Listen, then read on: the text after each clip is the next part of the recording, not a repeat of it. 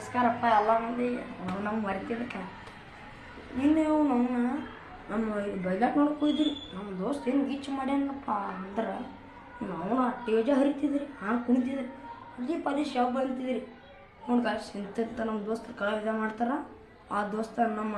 ಕುಚ್ಕೋ ದೋಸ್ತ ಆಗ್ಬೇಕ್ರಿ ಒಂದು ವಿಡಿಯೋ ಹಾಕ್ತೀನಿ ನೋಡ್ಕೊಂಡು ಬನ್ನಿ.